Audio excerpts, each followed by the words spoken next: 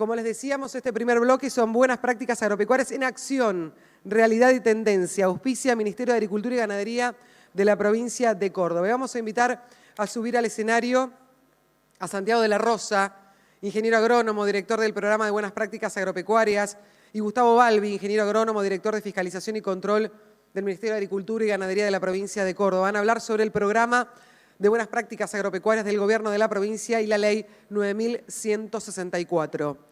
Y Alejandra Canale, ingeniera agrónoma, integrante del Consejo Regional de la Conservación de Suelos de Río Cuarto, que va a disertar sobre innovación organizativa territorial en la conservación de suelos de Córdoba. En primer término, entonces, Santiago y Gustavo, y luego estaremos junto a Alejandra Canale.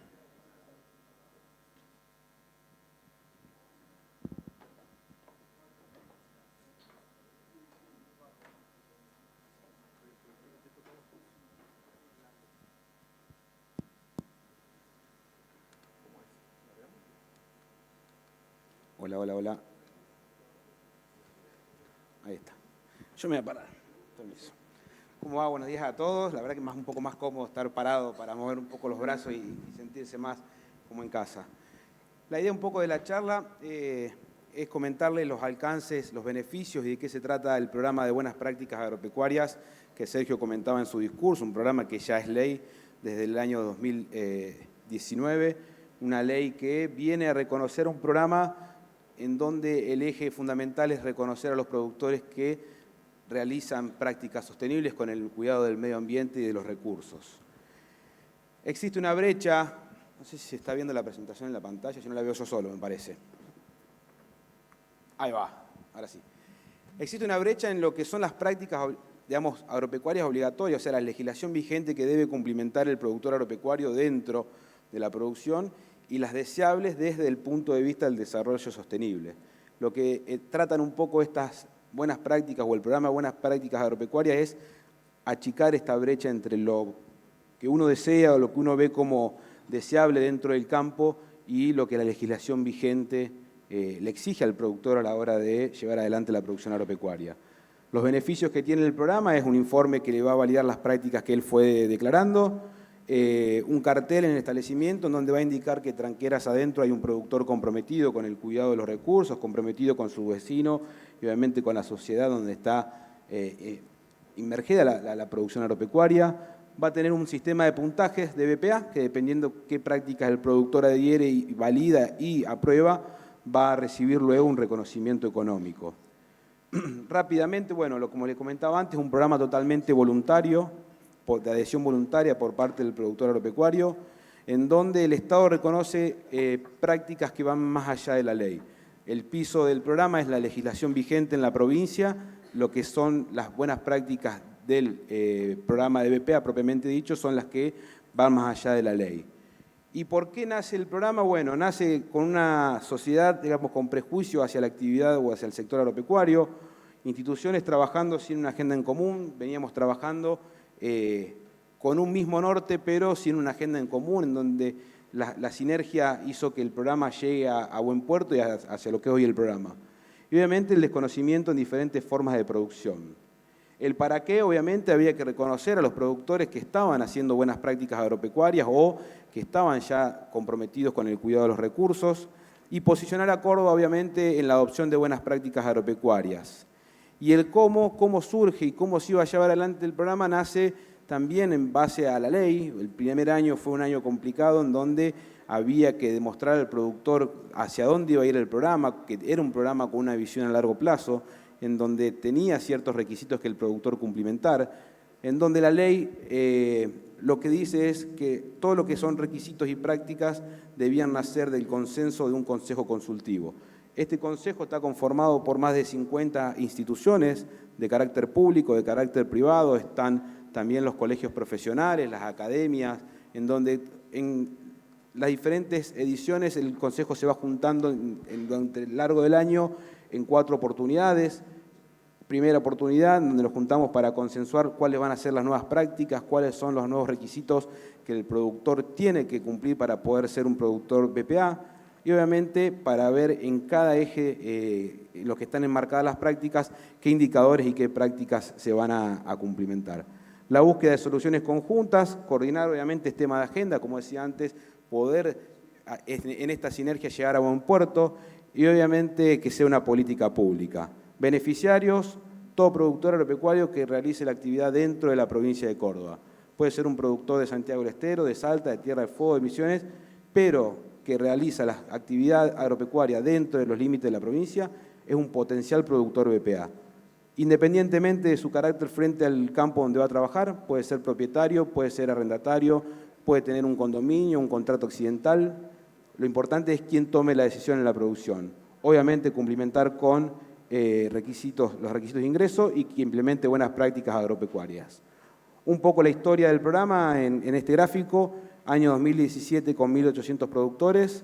De ahí, a partir de los años siguientes, encontramos un público objetivo de 3.000 productores, 3.500 productores, en donde lo que uno intenta es mantener ese público o esa cantidad de productores punta de lanza que van a ir contagiando a los vecinos y nos van a ir permitiendo levantar la vara año a año para que el productor adopte las prácticas.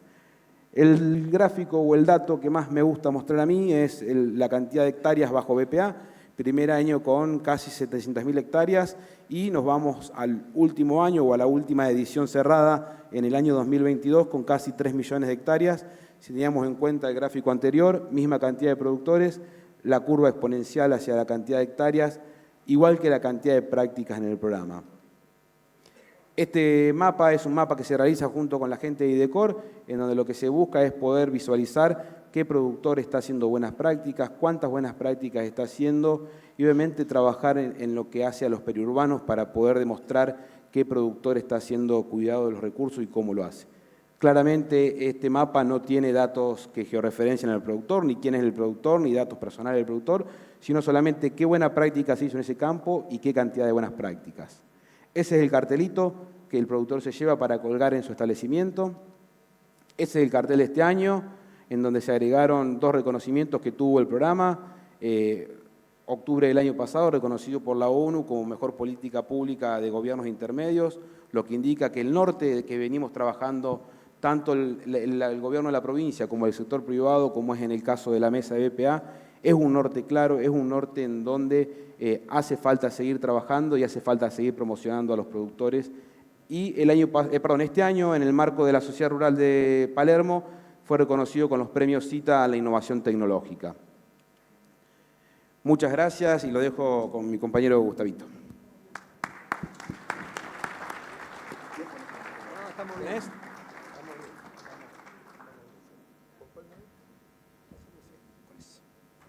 ¿Qué tal? Buen día. Bueno, antes que nada, agradecer a los organizadores, recién los comentamos, mucha gente que está abajo es la que merecería estar acá arriba. Han trabajado no días, no semanas, no meses, sino casi un año para que hoy podamos estar compartiendo esto. Le prometí a Ceci 6 minutos, así que largamos. Dirección General de Fiscalización y Control, el área del Ministerio de Agricultura y Ganadería de la provincia responsable por el cumplimiento de las leyes vigentes de las cuales el Ministerio es autoridad de aplicación. Si podemos compartir pantalla, ahí largamos. Hoy vamos a mostrar una breve pincelada de las herramientas que componen esta tensión permanente entre lo promocional y lo normativo, entre hacer cumplir y velar por el cumplimiento de las leyes y cómo en el marco de las buenas prácticas fitosanitarias, buenas prácticas agropecuarias, generamos las condiciones para. Por eso trabajamos 3 ejes, ¿sí? Cumplimiento de las leyes vigentes, nuevas herramientas de gestión y gestión asociada. Y en ese marco, nosotros cuando vemos la cadena del uso de fitosanitarios, que es uno de los ejes dentro de la 9164 más sensibles de la gestión agropecuaria, vemos los distintos actores que empieza con un asesor fitosanitario, ingeniero agrónomo matriculado, que genera como actividad reservada la receta, se establece al usuario responsable del productor, el aplicador y el sistema de gestión de envases. Los 2 últimos eslabones los vamos a ver a la tarde con profesionales del INTA, con el ingeniero Weiss de Campo Limpio. A mí me interesa, de nuevo, poder dejarles alguna impresión sobre este modelo de trazabilidad propositiva y fiscalización normativa. Por eso tenemos desde hace 2 años recién cumplidos un sistema digital de receta fitosanitaria que es innovativo a nivel país y que establece las condiciones de trazabilidad en el uso de fitosanitarios en la provincia de Córdoba. Y hablamos de gestión de territorio, ¿sí? No solamente de gestión de envases. Fíjense, nosotros ahí tenemos receta fitosanitaria digital, pero junto con equipo soporte, con BPA, con una red de estaciones meteorológicas y con sucesivas capas y layers de trabajo y de gestión interinstitucional. Dentro de lo que son BPA, también tenemos un aporte, porque siempre decimos, es el palo y la zanahoria, es lo que está bien y lo que está mal, en permanente tensión de la gestión del territorio. Y dentro del eje prosperidad, la práctica número 9, trazabilidad, establece que para aquellos productores que tienen un seguimiento de trazabilidad en el uso de fitosanitarios para un cultivo en un año, pueden acreditar BPA en una categoría de... ¿Cuánto quedamos este año? 100 puntos. Hay que pelear para subir. Hay que pelear para subir la práctica número 9. La plataforma digital, código QR, ustedes lo van a ver, tenemos el stand. Acá tenemos centralizada y de acceso abierto y público toda la información referida a lo que es fiscalización y control. Ustedes entran y van a ver ahí, respecto a receta fitosanitaria, el ingreso, los manuales, los municipios adheridos, las recetas fitosanitarias, el mapa abierto, los tutoriales de apertura y cierre. Y respecto de la sección mapas, y es importante también marcarlo, todos estos mapas son de acceso público, ¿sí? Y nos permite entonces cambiar o aportar, a intentar cambiar un paradigma respecto de cómo sector agropecuario nos relacionamos con la sociedad y cómo establecemos nuestras prácticas de cara a la gente respecto de que lo hacemos y lo hacemos bien, ¿sí? Y lo hacemos bien y lo podemos mostrar. Y lo podemos mostrar porque queda claro dónde se están haciendo bien y dónde se están haciendo no tan bien las cosas. Por eso una imagen del mapa que tenemos generado junto con IDECOR, donde tenemos cada uno de los lotes trazados desde hace 2 años y esos son con información de número de receta, estado, localidad, departamento, cultivo, obviamente sin datos personales porque son datos públicos. En definitiva, con casi 70.000 recetas en 2 años, 1.500 ingenieros agrónomos, 3.000 productores, más de 2 millones de hectáreas trazadas, información por 8 millones de hectáreas con fitosanitario. En definitiva, el sistema de trazabilidad digital es un instrumento de ley, innovativo a nivel país, digital, que acredita identidad, que se genera en tiempo real por parte de un ingeniero agrónomo y eso nos da un piso alto. Nosotros siempre también sostenemos que el piso lo tiene que poner el Estado y el techo lo tiene que poner el sector privado y los emprendedores y en ese sentido aportamos con que Córdoba en este modelo de trazabilidad está a la punta a nivel país. Es un instrumento de gestión agronómica porque combina lotes, dosis, fechas, cultivos, diagnósticos y actores, y es un instrumento de ordenamiento territorial, porque nos permite pensar en el mediano y largo plazo en un modelo de trazabilidad de lote donde nosotros en 5 o 10 años podamos cliquear y decir cuáles fueron los cultivos, cuáles fueron las aplicaciones, cuáles fueron las malezas o cuáles fueron las plagas que tuvimos. Una verdadera biblioteca digital del sector agropecuario en la provincia de Córdoba. Así que simplemente porque siempre estamos apuntando para adelante y en esto mucha articulación público-privada, el tema BAN, dron, que se viene, estamos trabajando con CASAFE, con Singenta, con ANAC, con SENASA, el tema de la resolución 79 y 196 que viene a destrabar lo que son los tratamientos en condiciones de hermeticidad y confinamiento. Estamos hablando de plantas de silo, de la cadena de valor del maní, de la cadena de valor del garbanzo, tan importantes para Córdoba. Somos la primera provincia que ha reglamentado este tema. Y la digitalización de registros agropecuarios, al igual que como receta, lo vamos a poner en marcha el mes que viene, si Dios quiere, y que tiene que ver con un acompañamiento de la eliminación de las tasas y un sistema de registro mucho más flexible en categoría de plataforma CID y autotrámite. Bueno, esos aportes... Ahí quedan nuestros contactos, la plataforma, el código QR. Muchísimas gracias.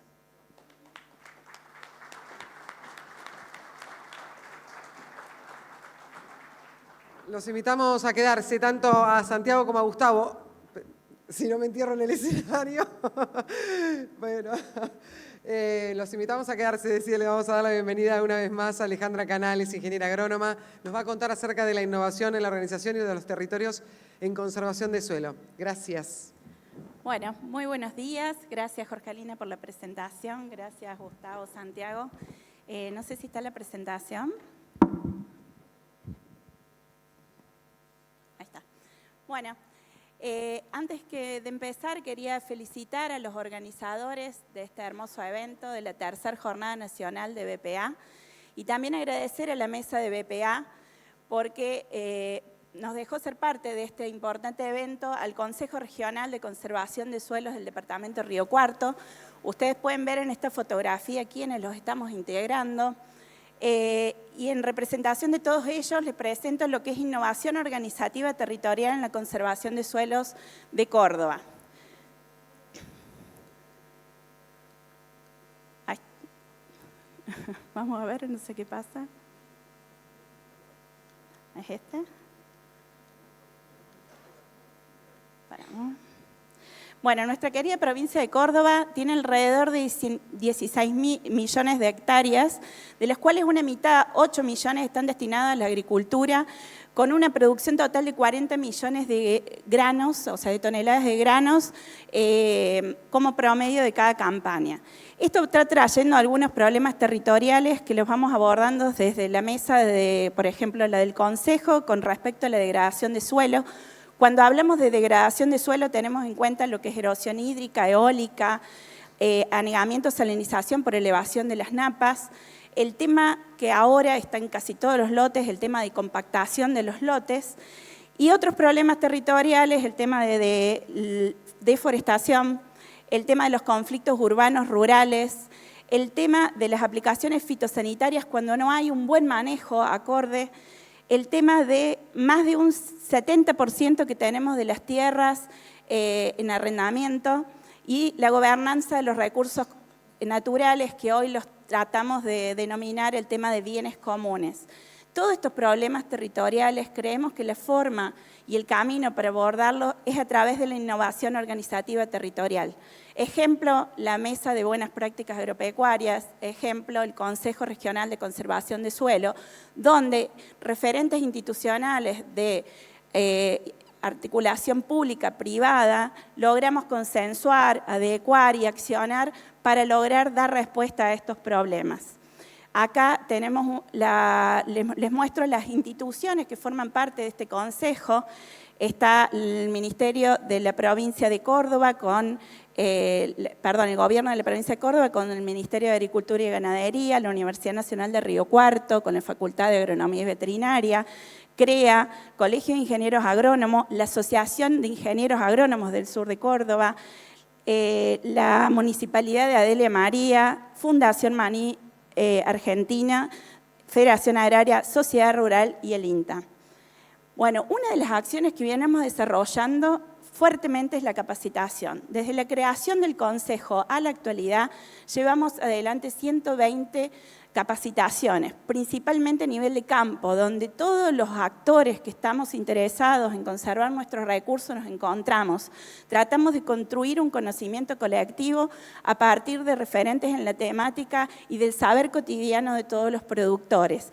Acá están participando escuelas agrotécnicas, están participando productores, consorcistas, el Ministerio y las demás instituciones para poder lograr ver de qué forma y qué buenas prácticas realizamos para lograr que este recurso, que es muy finito, podamos seguir produciendo en las próximas generaciones.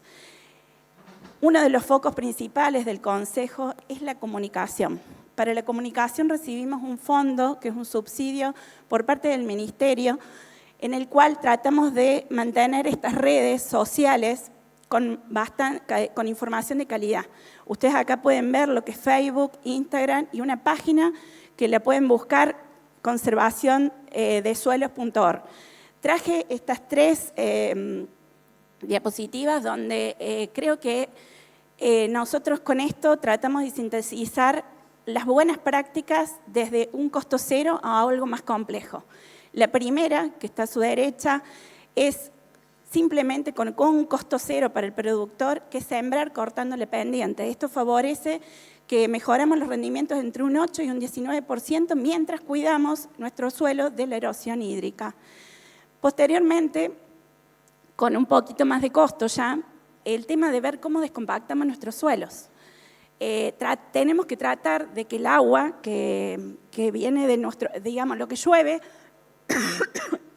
tiene que tratar de caer y quedar en nuestros suelos. De esa forma tenemos que ver cómo descompactamos y cómo generamos un poco de mayor retención hídrica. Bueno, y hacia su izquierda, la última publicación, que tuvo muchísimas visualizaciones, es el tema de cómo ya empezamos a sistematizar los lotes.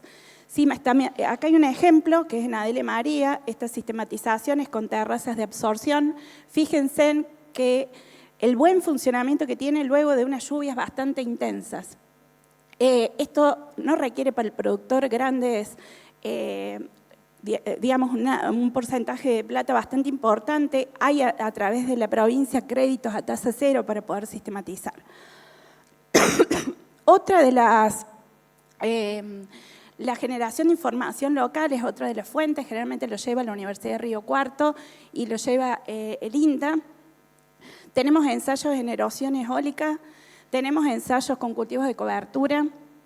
Hemos logrado en algunas unidades demostrativas realizar cómo se podría ordenar ese predio y tenemos ejemplos y ya publicados el tema de las cartas de suelo. Trabajo muy arduo que se hizo durante 4 años junto con el Ministerio de Agricultura de la provincia de Córdoba, y hoy tenemos las publicaciones de todas las cartas de suelo del departamento Río Cuarto y del General Roca que faltaban. Bueno, el acompañamiento de los consorcios de conservación de suelo es otra línea que se trabaja del Consejo. Ustedes pueden ver en ese mapa de la provincia un montón de polígonos con colores. Esos representan los 43 consorcios de conservación de suelo que actualmente están funcionando en Córdoba. Hay más de 1.900.000 hectáreas que están dentro de estos consorcios y en el sur de Córdoba tenemos 17, los cuales representan una organización de más de 120 productores que están agrupados formando parte de estos consorcios y tenemos más de 10.000 hectáreas hasta este momento sistematizadas. Esto es un dato muy importante. Para formar un consorcio se necesitan entre 5 y 7 productores que se unan y que tengan la intención de querer formar parte para conservar el suelo. Se arma una acta constitutiva, el ministerio viene y delimita esta cuenca, o sea, todos estos polígonos. A partir de ahí se logra que se arme la personería jurídica, se otorgan maquinarias, terraciadores, tandan en pala, han entregado hasta tractores, para que los productores de este consorcio logren sistematizar sus propios campos. Digamos, como contraparte de los productores, deberíamos entregar un plan predial con sus campos sistematizados y de esta forma ordenar todo lo que es la cuenca. Bueno, por último, el tema de la gestión integrada de cuenca es una experiencia que se ha propuesto desde parte del Ministerio, la estamos tomando varias de las instituciones formando parte del Comité Ejecutivo y creemos que es una forma de una innovación territorial incremental porque en general dentro de este comité está formado por todas las instituciones y obviamente los productores, se une lo que son consorcios camineros, consorcios de conservación de suelos y en algunos casos los consorcios canaleros en los lugares donde haya. En el caso nuestro, acá en el sur de Córdoba, tenemos el Consorcio de Gestión Integrada de Cuencas Hídricas de Arroyo El Gato y Santa Catalina. Esto está abarcando 540.000 hectáreas y hace 2 años que están trabajando.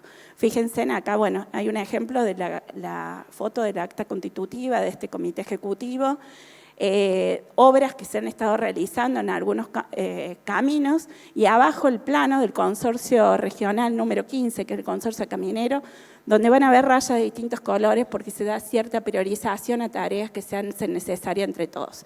Esto es muy importante porque los consensos y las acciones que se llevan adelante para las infraestructuras se llevan adelante entre el consenso de todos.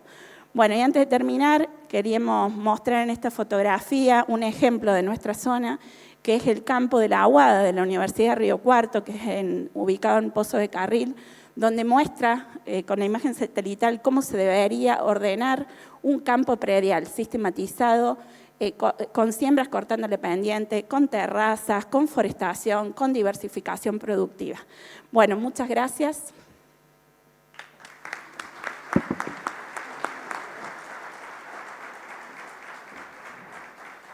Muchísimas gracias, Alejandra Canale, también a Santiago de la Rosa, a Gustavo Balbi, gracias por estar aquí con nosotros, gracias por este panel. El siguiente panel se llama Conservar Produciendo y en este espacio intentaremos acercar nuevos paradigmas de producción. El paradigma de producción o cuidado del ambiente ha quedado obsoleto y vale destacarlo porque sabemos que no se puede concebir producir alimentos sin lo que significa el cuidado al planeta, en el hoy, para la Argentina y para todo el mundo. Las demandas internacionales también rigen en este aspecto y por eso la importancia. Este panel va a ser moderado por alguien muy especial para esta mesa de buenas prácticas agropecuarias. Esta persona es Carlos Peñafort, nuestro querido Peña. Él es docente de la Facultad de Agronomía y Veterinaria de la Universidad de Río Cuarto, especialista en producción bovina, ex coordinador CREA Región Centro y facilitador profesional. Sí, el aplauso para él. El aplauso para él. Él dice, amigo desde el inicio de la Mesa de Buenas Prácticas Agropecuarias. Nosotros agregamos pieza clave y parte del equipo de fundadores de la hoy gran Mesa de Buenas Prácticas Agropecuarias. Bienvenido, Peña, una vez más, gracias. Que nos va a acompañar durante toda la jornada. Va a ser un placer tenerlo como moderador de diferentes paneles. Vamos a recibir a sus invitados en este primer panel. Federico Scheffer, coordinador nacional de la Alianza de Pastizal en Argentina, MBA, ingeniero en alimentos con enfoque en producciones agrícolas de triple impacto, productor ganadero desde hace más de 10 años, consultor para empresas ganaderas, con experiencia en multinacionales de consumo masivo y gerente de proyectos regionales vinculados a la sostenibilidad de América Latina. Alejandro Braun, doctor en ciencias naturales, ecólogo, experto en biodiversidad y desarrollo sustentable, investigador del CONICET, y docente universitario. En el año 1999 creó la Fundación Proyungas, de la cual es actual presidente. Alejo O'Donnell, ingeniero agrónomo, socio y representante en este panel de APRESID, de la Asociación Argentina de Productores en Siembra Directa. Y Guillermo García, ingeniero agrónomo, magíster y doctor de la UBA, realizó investigaciones en México, en Australia, postdoctorado en estudios ambientales. Actualmente es responsable del área de ambiente de la Unidad de Investigación y Desarrollo de CREA, cofundador y director ejecutivo de Plexagro, miembro del equipo de coordinación de la Mesa de Intercambio Agrícola de la región CREA Centro, consultor y productor agropecuario. Gracias. Y Carlos Muy bien. Peñafort, adelante. Muy bien, bienvenidos. Un placer tenerlos acá. Y hagan de cuenta que no hay nadie porque vamos a conversar algunos temas. Quería empezar, tanto CREA como APRESID, probablemente la mayoría de la gente conoce de qué se trata, pero no así Proyunga y Alianza Pastizal. Así que quería empezar cortito, Fede y Alejandro, si son tan amables de situarnos qué es Alianza Pastizal y qué es Proyunga. ¿Ale? Le digo, Fede. Está apagado. Bien. ¿Qué tal? Buen día. Alianza del Pastizal es una iniciativa que actualmente en Argentina cumple 18 años. Es una iniciativa que arrancó allá a principios de los 2000, liderada por BirdLife International, que es un conglomerado de ONGs mundial centenario, entre ellas la local es Aves Argentinas.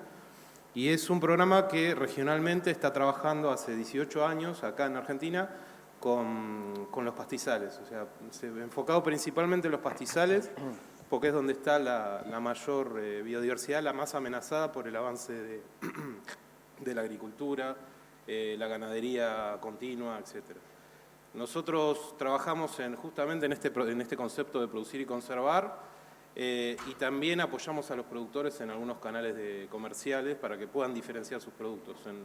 En bono de carbón últimamente, que está muy avanzado, y en el canal de carne diferenciada. Perfecto, está el foco en pastizales. Y Ale. Bueno, gracias, buenos días. Bueno, primero agradecer acá las jornadas que me hayan invitado a compartir un ratito con ustedes y bueno, los que están escuchando que nos acompañen. Sin ustedes no tendría sentido que estemos nosotros acá sentados, así que muchas gracias. Proyungas es una organización de la sociedad civil que, como dijo Jorgelina, bueno, fundé hace 23 años y Proyungas viene del mundo técnico, ¿no? Del mundo académico. Los que integramos Proyungas hemos sido investigadores del CONICET, profesores universitarios y desde hace varios años entendimos que para encarar la temática ambiental adecuadamente lo teníamos que hacer a la escala de los problemas. Y Y ahí nos dimos cuenta, desde el sector ambiental, que solamente podemos trabajar la temática ambiental a la escala adecuada si trabajamos con ustedes, con el sector productivo. No hay otra forma. Y en ese sentido, el objetivo, para hacerla corta, de Proyungas es, a veces digo, trazar la bisectriz entre las actividades humanas, las actividades productivas y también los intereses en conservar los bienes y servicios ambientales. Ese es nuestro desafío y por eso me encanta estar acá, me encanta estar con ustedes. Creo que el ambientalismo tiene que salir, como decía un profesor en la universidad, de esa misa de curas, en la que nos sentimos todos bien y nos hablamos bien entre nosotros, pero hay que salir y la verdad que esta punta la están llevando ustedes, la está llevando el sector productivo. Esta alianza entre producir y conservar se la han puesto al hombro el sector productivo y son ustedes los que la están liderando.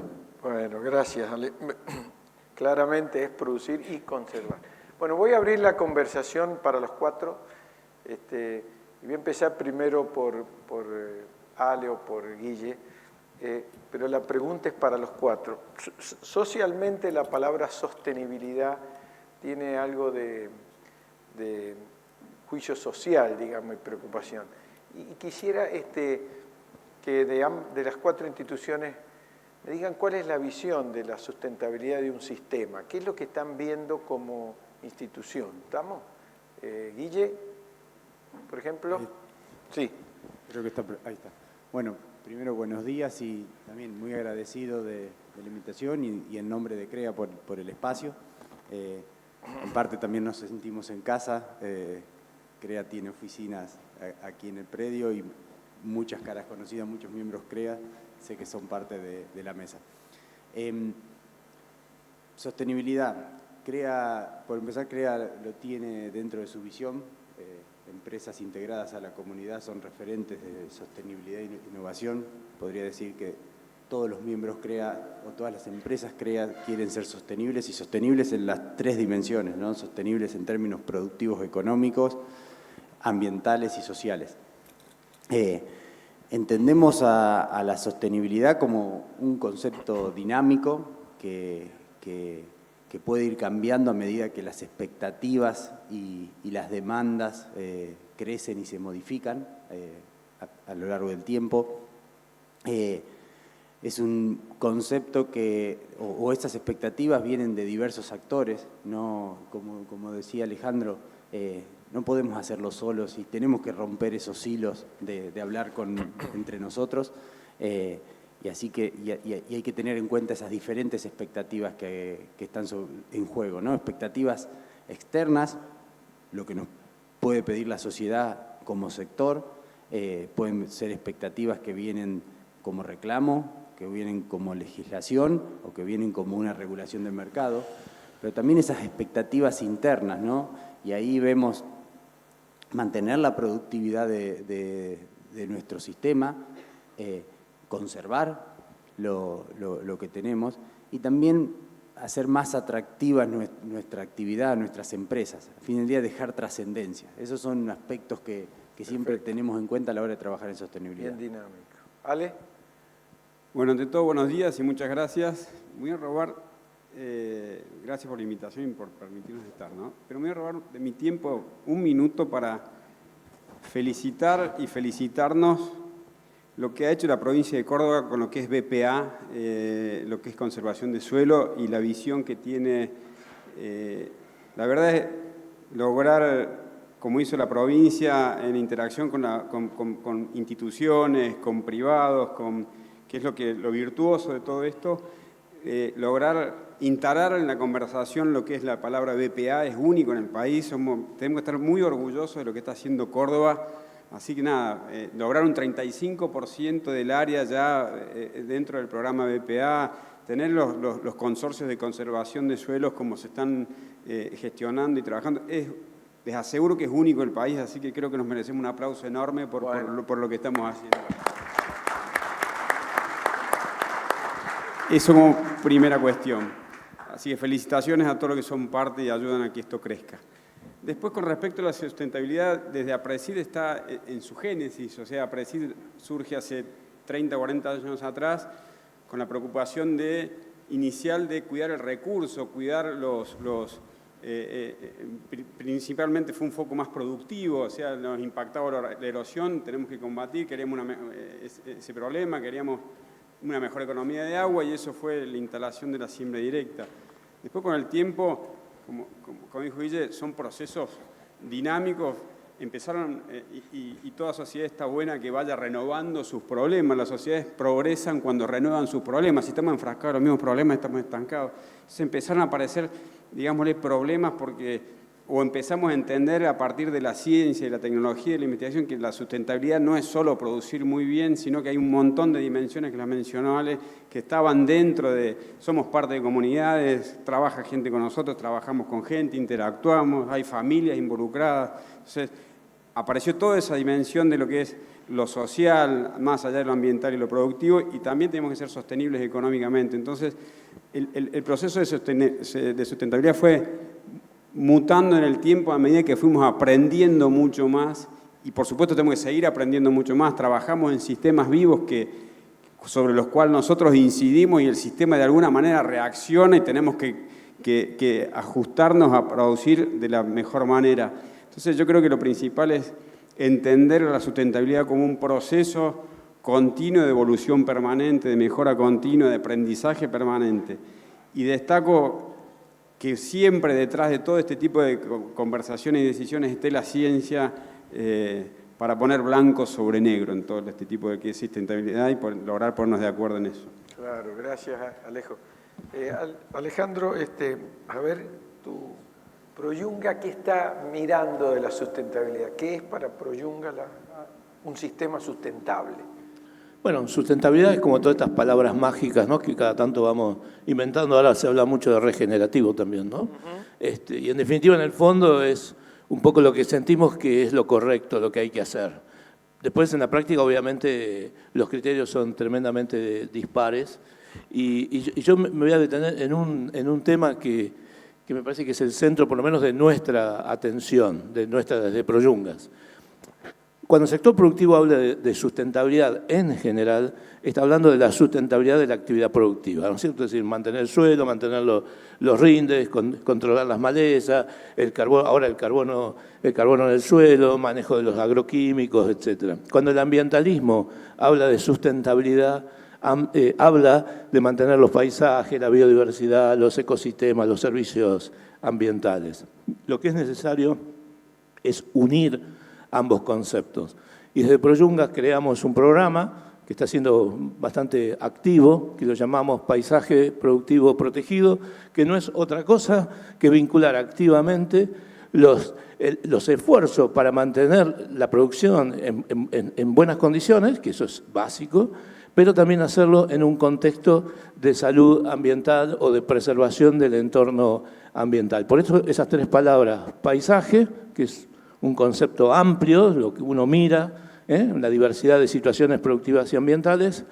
Productivo, ponemos al sector productivo en la esencia, en la base de este concepto, y protegido. Es decir, este paisaje es protegido porque hay alguien que está viviendo y produciendo y se está haciendo cargo de esa conservación. Por eso, de vuelta, volviendo a lo que decía anterior, para nosotros mirar la temática ambiental a la misma escala o a la escala que necesitamos enfrentarla, solamente lo podemos hacer con ustedes, con el sector productivo. Por eso yo a veces digo algo que a veces al sector ambiental le cuesta un poco aceptarlo, es la naturaleza, la conservación de la naturaleza necesita de más y mejor producción. Clarísimo. Fede. A ver, primero lo que nosotros entendemos la sustentabilidad, coincido con Alejandro, tiene mucho que ver con temas productivos, o sea, tiene que ver. Nosotros nos gusta mucho más, y creo que ajusta mejor la palabra sostenibilidad. Pero, a ver, este aspecto tiene muchas dimensiones, tiene mucho que ver con el triple impacto. Para aquellos que no conocen lo que es el triple impacto, son las actividades que tienen en cuenta la parte de negocio, ambiente y sociedad.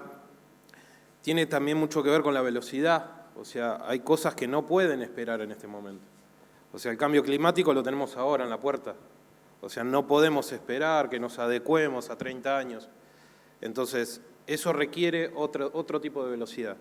Y otra cosa, respecto al tiempo, además de la velocidad, es la visión a largo plazo, especialmente en lo que son recursos no renovables. Posiblemente, si no tenemos esa visión, o sea, a nosotros nos pasa que tenemos casos muy exitosos, por estar hace 18 años, tenemos casos exitosos de productores que son también al mismo tiempo muy productivos y son un parque nacional, por así decir, porque tiene todos los valores. Ahora, nos empieza a preocupar qué va a pasar con la segunda generación. Que eso por ahí en un parque nacional no tenés la preocupación, pero cuando te metes en el ambiente productivo decís cómo esto se va a desarrollar o si los hijos quieren seguir esto, los hijos, los parientes o los empleados. Entonces es un concepto multivariable, el tema de la sostenibilidad. Y otra cosa muy importante que a veces, yo mismo soy productor ganadero, uno a veces piensa en subir la producción. Los ambientes tienen su capacidad de carga, el bosque es el bosque, la pampa es la pampa y un bajo es un bajo. Entonces, todo tiene su capacidad de carga y si nosotros queremos considerar más variables, necesariamente tenemos que entender esa capacidad de carga para poder ser sostenibles en el tiempo. Qué claridad, qué bueno. Ahora voy a cambiar sobre la marcha la metodología que les dije, lo acordado, pero me parece bueno. Les voy a dejar que elijan quién contestar la pregunta que les voy a hacer. Socialmente periodísticamente, es muy sensible el tema de alimentos sanos. Vieron que está de moda esta cuestión de cómo se producen los alimentos, ¿no? Me gustaría que en este ámbito conversásemos sobre esto de, así como dijimos ambiente y producción, la pregunta es si se pueden concebir alimentos sanos y a su vez cuidar el ambiente. Hay como un paradigma de que, como tenemos que producir mucho alimento, bueno, que se la banque el ambiente. Entonces la pregunta sería esta, y los dejo a quien quiera agarrar la posta y empezar a conversar. ¿Es posible producir alimentos sanos, seguros para la vida humana y conservar el ambiente? ¿Quién quiere arrancar? ¿Qué quiera? Bueno, la respuesta es sí. Coincidimos los cuatro. Ahí. Ahí está. Hola, ¿se escucha bien? Sí. La respuesta es sí. Sí, pero no a cualquier precio y teniendo en cuenta varios aspectos, ¿no? Traigo algo que mencionaron, basarnos en la ciencia para tomar decisiones es el elemento más potente que tenemos como humanidad para progresar y para resolver problemas complejos, que a veces es condición necesaria, pero puede no ser suficiente, ¿no? Requiere de mucho diálogo cuando surgen estos problemas. Son problemas complejos, ¿no? Entonces, son problemas complejos para abordarlos y también son problemas complejos para transmitirlos. Más allá de eso, hay muchos ejemplos de alimentos inocuos que se producen con bajo impacto, ¿no? Yo soy de la idea de que cualquier actividad humana tiene un impacto en la naturaleza. Lo importante es que ese impacto sea el menor posible y más allá de eso, desacoplar producción de impacto, ¿no? Tenemos que producir más y mejor con el menor impacto posible. Podemos mencionar ejemplos de alimentos sanos que reducen bajo impacto, pero no quiero entrar en detalles, simplemente dejar en claro a veces al menos tres procesos que creemos que están transformando el sector productivo. Y le vamos a poner unos nombres arbitrarios. Uno podría ser ambientalización, mirando el impacto de la actividad sobre el ambiente, tratar de que sea mejor, pero también el impacto del ambiente sobre la producción, ¿no? Y en este contexto, aspectos de cambio y variabilidad climática están a la orden del día. Otro proceso importante es la digitalización, ¿no? No solo desarrollar, sino más que nada adoptar y customizar a las necesidades locales.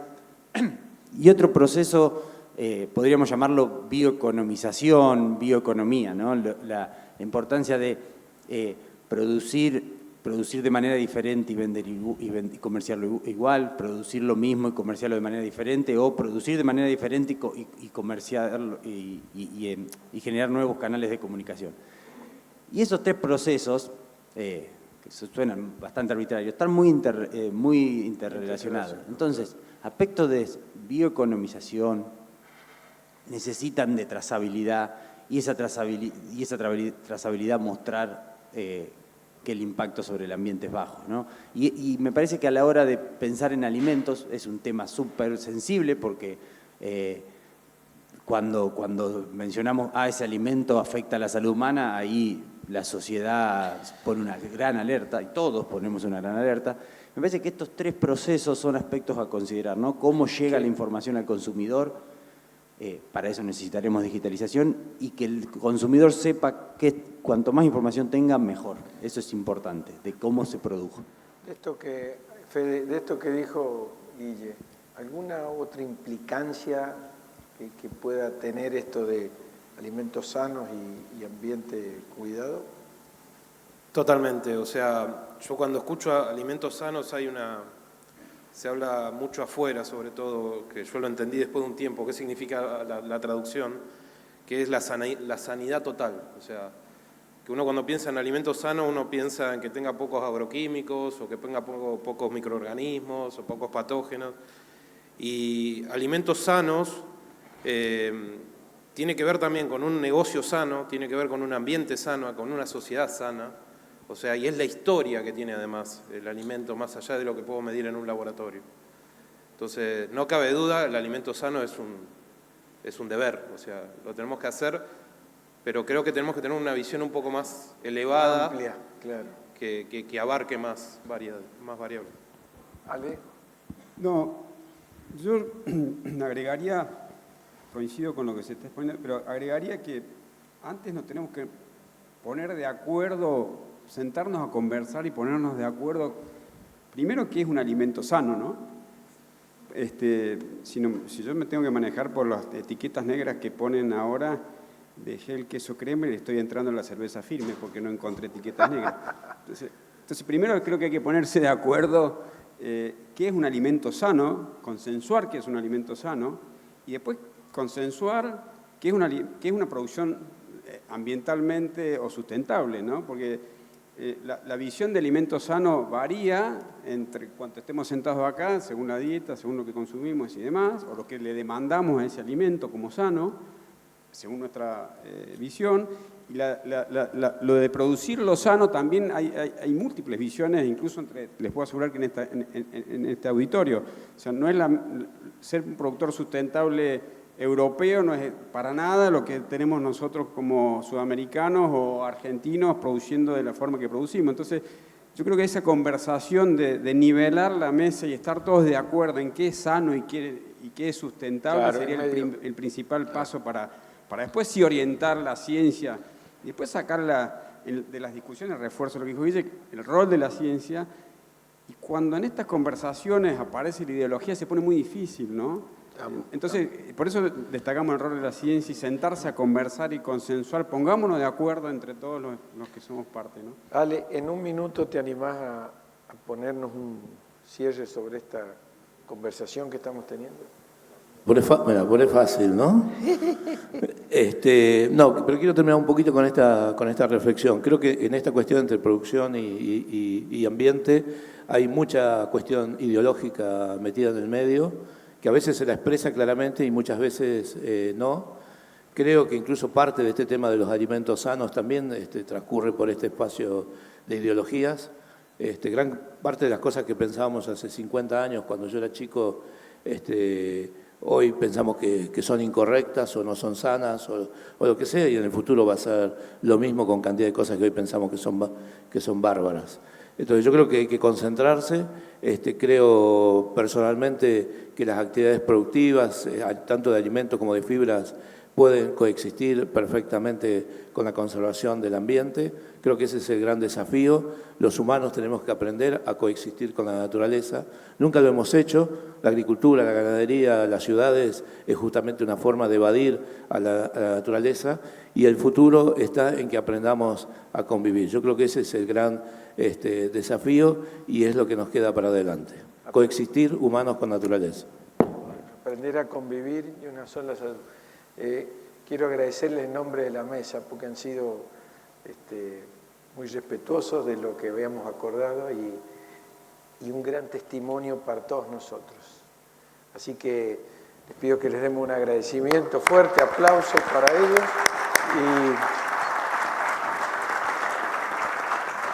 y producir y cuidar el ambiente. Muchas gracias. Muchas gracias.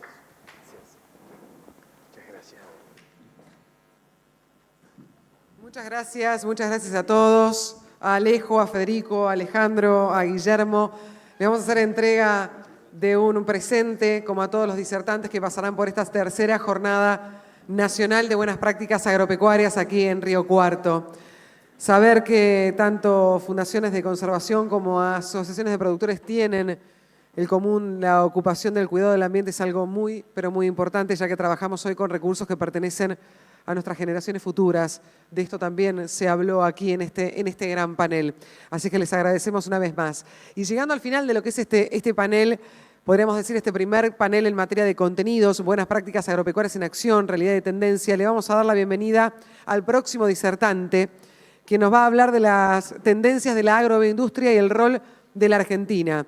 El señor Manuel Ron es ingeniero agrónomo de la Universidad Nacional de Buenos Aires, MBA de la Universidad Católica de Córdoba. Desde hace 27 años vive en Río Cuarto, donde se dedica a actividades agropecuarias y de bioenergías. Cofundador de Bio4, Bioeléctrica y de Carbon Neutral. Bienvenido, Manuel, y muchas gracias por decir presente en esta jornada. Me voy a quedar cerquita, me voy a quedar acompañándote, pero adelante con tu presentación. Vale, muchas gracias, Jorgelina.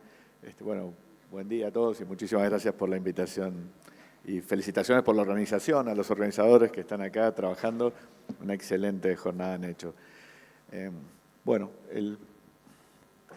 Yo vengo representando a un grupo de productores agropecuarios de aquí, de la zona del sur de Córdoba. Y bueno, lo que hicimos nosotros, les voy a contar brevemente lo que hicimos y después vamos a ir a ver cómo los productores agropecuarios podemos hacer las mejores prácticas e integrarnos a esto que comentaron en el panel de recién, que es, digamos, la sustentabilidad y la captura de carbono al final de la charla.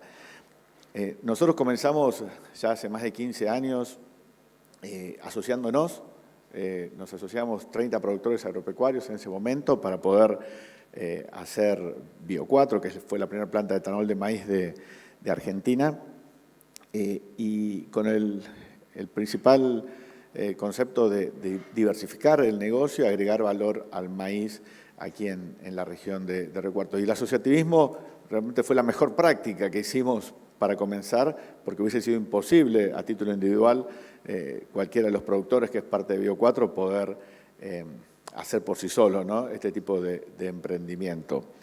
Y empezamos a producir biocombustibles. Hoy, aquí a muy pocos kilómetros de acá de la rural, todos los días molemos más de 30 camiones de maíz, despachamos más de 10 camiones de bioetanol, que va para las petroleras, que va para mezclarse con la nafta. El bioetanol reduce los gases de efecto invernadero que generan la combustión de los combustibles fósiles en más de un 70%. O sea, hoy cuando ustedes cargan en su auto, cargan nafta, el 12% es bioetanol. Es el corte que hay en Argentina. En Brasil, por ejemplo, es el 27,5%. O sea, si ustedes van a Brasil con su auto naftero, cuando carguen nafta, van a cargar cualquier nafta, va a tener el 27,5% de bioetanol. Y también hay otros surtidores en Brasil que es alcohol puro, que el auto tiene que ser flex para utilizar ese combustible. Pero bueno, esto está pasando, los combustibles fósiles se están achicando. A partir del 2030, la tasa de extracción de petróleo va a empezar a disminuir en el mundo, y los combustibles fósiles van a ser reemplazados por biocombustibles, por electromovilidad, por otras alternativas que vienen a contribuir a tener un mejor ambiente. Y también para que se den una idea, por cada punto que aumente el corte de biocombustibles, que es algo que puede pasar en la Argentina, porque hoy, para que se den una idea, Argentina exporta un año normal casi 35 millones de toneladas de maíz y estamos utilizando 1,7 millones de toneladas para producir etanol, para llegar a este 12%, o sea, podríamos convertir mucho más maíz en etanol, aumentar el corte, dejar de importar naftas, mejorar el ambiente, y por cada punto que aumente ese corte, hoy está en el 12 al 13%, es una planta más como Bio4 en el interior de la Argentina, una planta más de estas en la Pampa Húmeda, con 100 y pico de empleos directos y más de 400 empleos indirectos. Así que es una gran posibilidad que tiene Argentina de seguir agregando valor a las materias primas que producimos, que ya tienen valor per se, porque en el grano de maíz hay muchísima tecnología ya aplicada, pero digamos, de esa manera podemos aumentar el Producto Bruto, podemos aumentar las exportaciones y también podemos exportar más petróleo. Y esta es la huella de carbono, la que están viendo es la huella de carbono que tiene el bioetanol que producimos. Nosotros venimos midiendo la huella hace más de 10 años para exportar etanol a Europa. Tenemos que reducir los gases de efecto invernadero más de un 70% versus la nafta para poder ingresar a ese mercado. Son mercados que ya te ponen digamos, estándares de descarbonización para poder ingresar. Son como barreras arancelarias para poder ingresar y eso cada vez va a estar en más productos. Va a estar en la soja, en el maíz, en la carne que produzcamos. Va a tener que tener un tope de emisiones para poder ingresar a determinados mercados. Así que esta es la huella, así es, o sea, después vamos a profundizar un poquito más en lo que es la huella de la agricultura, pero pueden ver que la agricultura, o sea, que es la siembra, el cultivo, la cosecha, es un porcentaje de la huella, la industrialización dentro de la planta de etanol es otra, dentro de la industrialización el gas natural es lo que genera la mayor huella, o sea, nosotros consumimos gas natural para generar vapor, en varias partes del proceso usamos vapor, y después producimos dióxido de carbono en los fermentadores, pero eso como es biogénico, viene de la misma producción de las levaduras, no cuenta en el balance. Y después está el flete marítimo, que sería el flete a Europa, porque digamos esta es la huella, es la huella del producto bioetanol que producimos en la planta.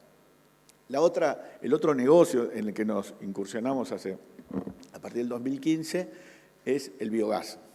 Hicimos, así como para el modelo de etanol de maíz, trajimos el modelo americano. Los americanos tienen ya 200 plantas de etanol de maíz hace muchos años. Se comen el 40% de la cosecha de maíz para hacer etanol. En Europa hay más de 15.000 plantas de biogás. Y trajimos ese modelo de Alemania y armamos la primera planta de 1 megavatio a partir de silaje de maíz y estiércol, con un modelo de negocio que queríamos replicar. Bueno, hoy tenemos ya 7 megavatios, estamos produciendo 7 megavatios aquí en las periferias de Bio4, utilizando todo tipo de residuo orgánico, utilizamos la vinaza de la planta de etanol,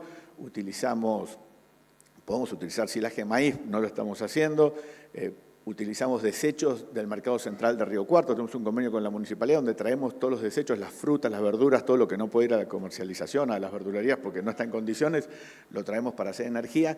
Y este es un proceso donde todos los residuos domiciliarios orgánicos podrían ser transformados en energía. O sea, es pasar de desechos a energía y esto es algo que en el mundo se está imponiendo porque, bueno, seguir tirando basura en vertederos, en enterramientos, en basurales, lo que hace es generar metano, que tiene un poder contaminante mucho más importante que el CO2.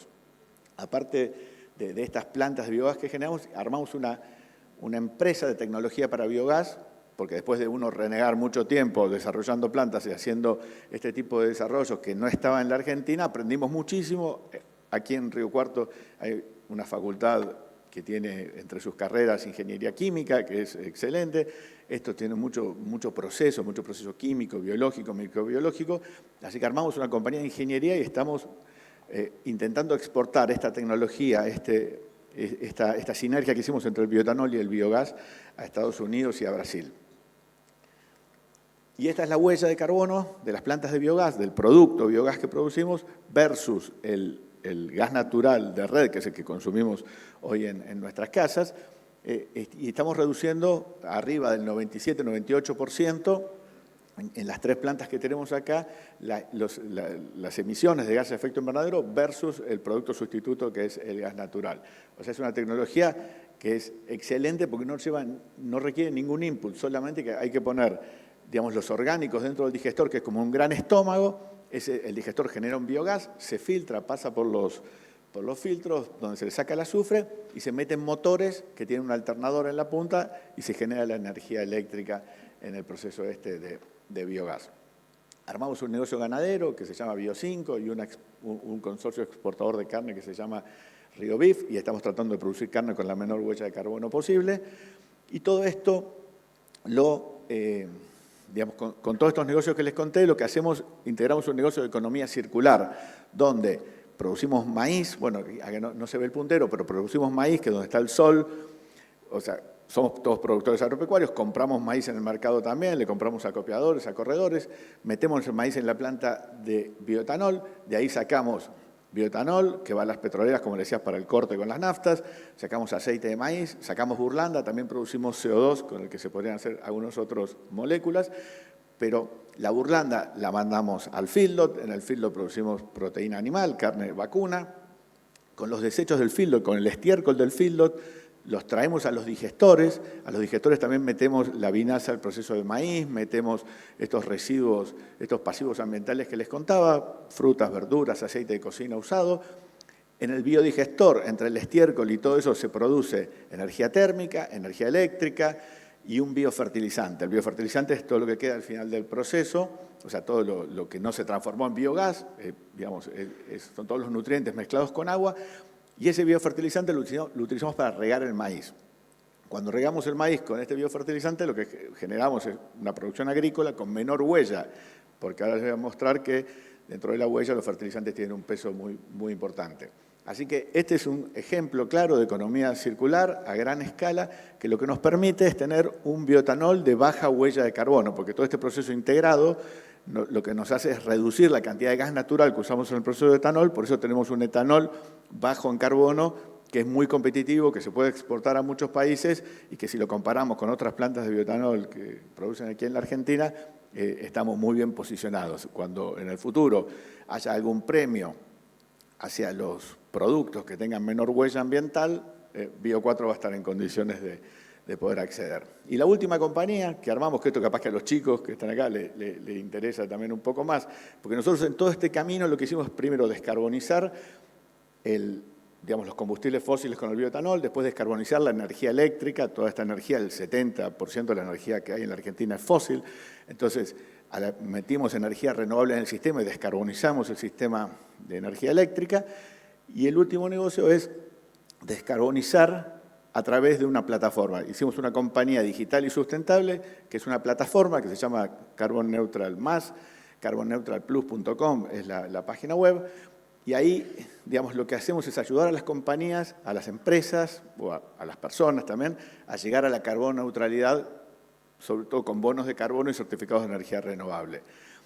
Tiene una calculadora que es gratuita, todos pueden ingresar acá, hacen el cálculo, ingresan sus facturas de electricidad, sus facturas de gas natural, o sea, los metros cúbicos que consumen de gas natural en sus casas, los kilómetros recorridos, algún vuelo en avión si han hecho, y con eso pueden sacar para un año calendario cuál fue su emisión de dióxido de carbono equivalente, ¿no? Todo se transforma siempre en una medida de CO2 equivalente para poder los diferentes gases que emitimos en nuestra vida cotidiana ponerlos en una unidad de medida comparable. Así que en esta plataforma, digamos, lo que se puede hacer es, las empresas pueden medir su huella y después, bueno, a través de los bonos de carbono o los certificados de energía renovable, pueden disminuir o compensar su huella y llegar a la carbono neutralidad, que es algo que ya van a escuchar muchas publicidades en la tele, en la radio, donde las empresas dicen, tenemos nuestro aceite que es carbono neutral, vamos a hacer carbono neutral para el año 2050, o vamos a hacer net zero. Net zero es como vamos a hacer cero neto, o sea, sin compensar, todo con acciones internas de las empresas, vamos a tener un balance neto de carbono cero para tal fecha. Entonces, son todas cuestiones que están pasando, las empresas, los países mismos tienen metas de emisiones y el tema de la carbono neutralidad está en la agenda, así que bueno, es algo que sobre todo los más jóvenes en el futuro muy probablemente estén relacionados a cuestiones basadas en la economía esta del carbono y en el mercado voluntario u obligatorio de carbono, porque seguramente en el futuro nuestras emisiones van a estar topeadas en algún momento y si queremos viajar, si queremos tomar un avión para ir a Europa o lo que fuera, vamos a tener que pagar por las emisiones que eso genere, que va a ser la única manera.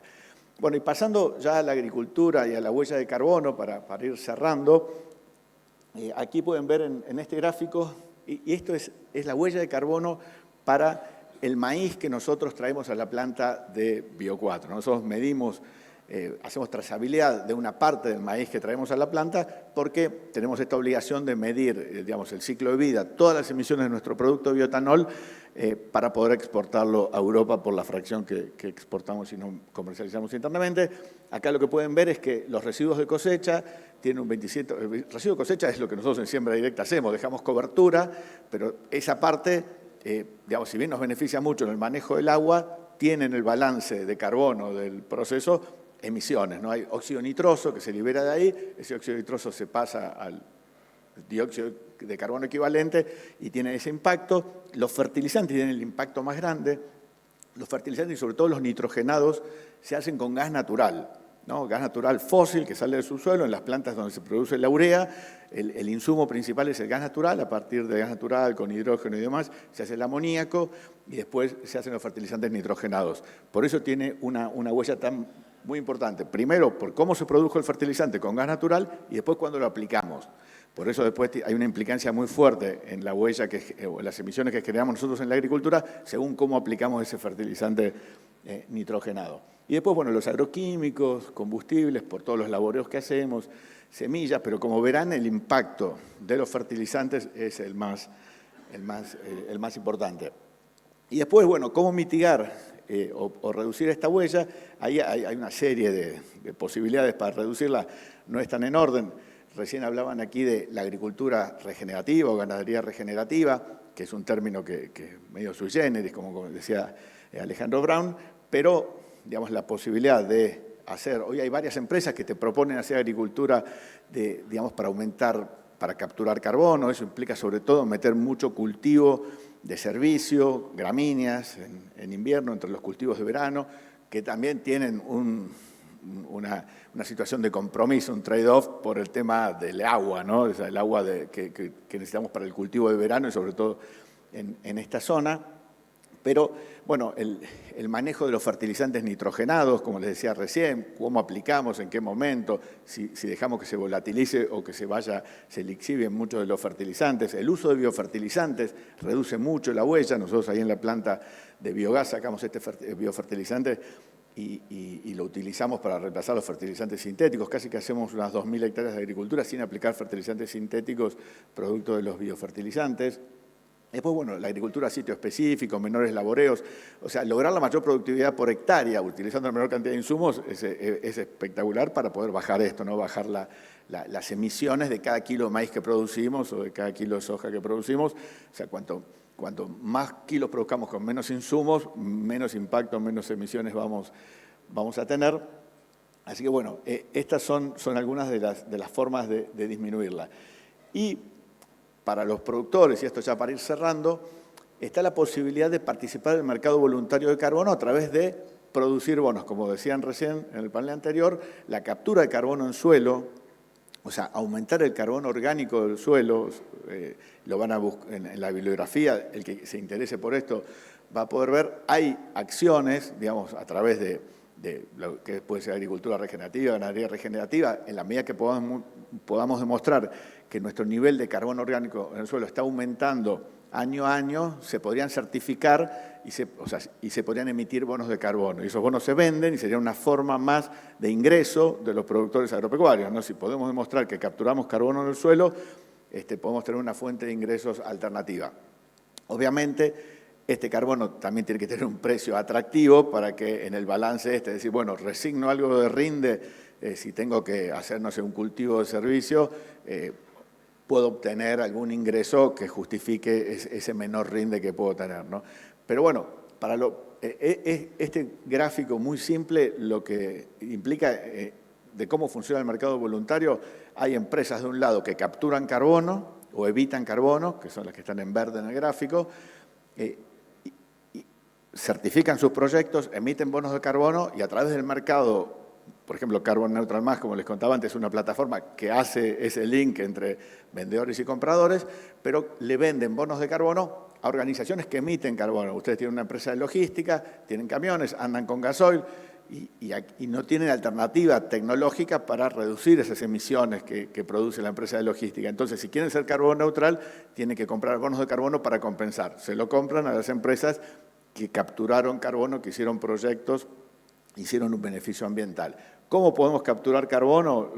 En el caso de los productores agropecuarios, como hablábamos antes, capturando carbono en el suelo a través de estas prácticas, haciendo forestación. Acá el ingeniero Rudy les puede explicar cómo hacen forestación que capture, digamos, toneladas de carbono. Las plantas a través de la fotosíntesis capturan el CO2 del aire, lo incorporan a su matriz, a la celulosa, a la madera, y ese carbono está fuera del sistema y eso, digamos, cuenta para estos proyectos de certificación. A través de cultivos biomásicos, nosotros aquí en Bio4 estamos trabajando con algunos cultivos de producción, de alta producción de biomasa y producción de rizomas. Puede ser, nosotros trabajamos con unas cañas. Cuando vean los cañaverales al borde de la Ruta 8, yendo para Zampacho, para Olaeta, dentro de esos cañaverales en el suelo hay contenidos de materia orgánica del 2, 3, 4%, cuando los suelos agrícolas al costado tal vez esté en el 1% la materia orgánica. Eso es carbono orgánico en el suelo capturado por estos cultivos biomásicos, que eso obviamente tiene que tener un valor, ese carbono, o al productor